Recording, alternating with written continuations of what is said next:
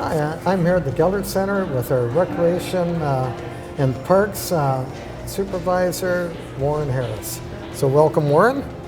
Great to be here. Nice to talk to you this morning. Well, we've had a lot of action and a lot of neat things that have happened in Halton Hills. We've had the completion of the skate park just outside here. Right. We've had playgrounds, we've had phases of Trafalgar Sports Park has been completed.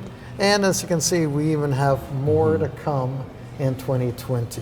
So there's a lot of physical stuff that a lot of people are really looking for. But what happens behind the scenes to get to these projects, to get approved and to get built? Sure. Well, you know, the goal of what we're doing is really to have people being physically active and support their mental health, the social aspect. It all leads to what makes a good quality of life here in the community. And we're really looking at the broadness of active living and wellness and really informing people's lives that way. And to do that, we really have to work with the local community groups or the other agencies and levels of government. We do our own studies and review to help inform the types of things that we should be involved in. And consulting with the community is a big part of that, so that we know that we're delivering the right services that the community is looking for. So one of the bigger projects, it's the biggest project I think in this term of council, is going to be phase 2 of the Gellert Centre. And maybe you'd like to give a little background of what we'd expect in 2020 as we go forward with this huge project. Yeah, Gellert Phase 2, it is a major project for us. You know, the Gellert Centre opened in 2004. When we had our strategic planning exercise back in 2007, that's when we were talking about the different program elements that might be a part of Phase 2. At that time we talked about a gymnasium and seniors and youth space, and those are the types of facilities that were talked about conceptually. So since that time, in 2019, we took a deeper dive into some of the details, and an architect did a more refined design to look at those program elements in more detail, how they actually might be physically mapped out within the park. And we took that to the public when we had our open house sessions back in September, so that they could test and kind of reaffirm those assumptions from 2007.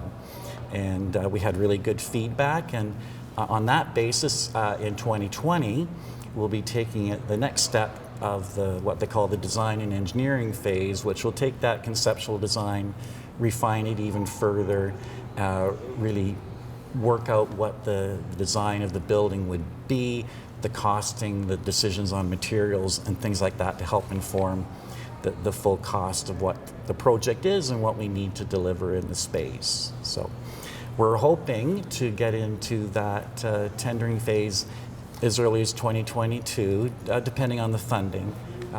We remain hopeful for that Investing in Canada grant that you're aware we're of. excited. Many are. We know that there's a lot of other municipalities in the queue, but we think we have a very good case for the need of Gellert Phase 2 and how it will address both the needs of the existing community and the proposed population that's to come.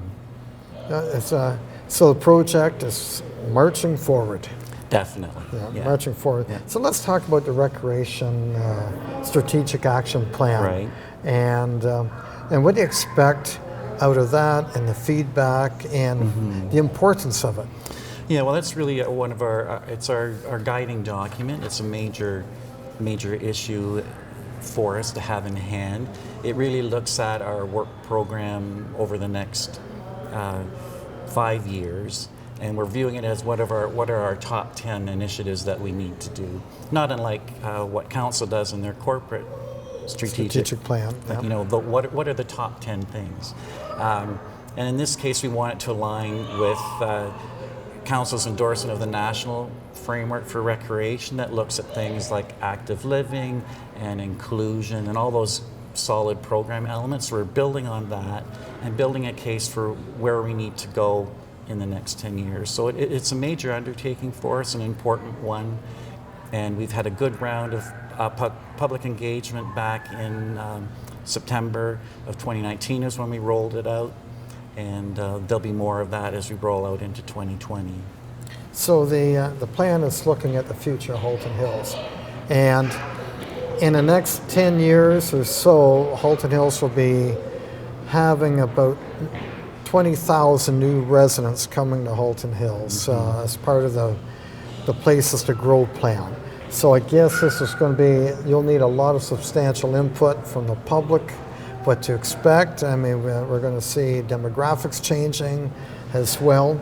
So I guess, is there any common message you would like to deliver to the public on this? Well, I can comment on the things that we've been hearing to date, and it really, a lot of it reaffirms what our role in recreation and parks is, and I'm not just saying that as the commissioner of the department, but we are encouraged to hear that people were, the importance of the park spaces and the nature and the outdoor spaces, and a lot of the programming that we're doing, especially for seniors and youth. People are very positive and supportive of that.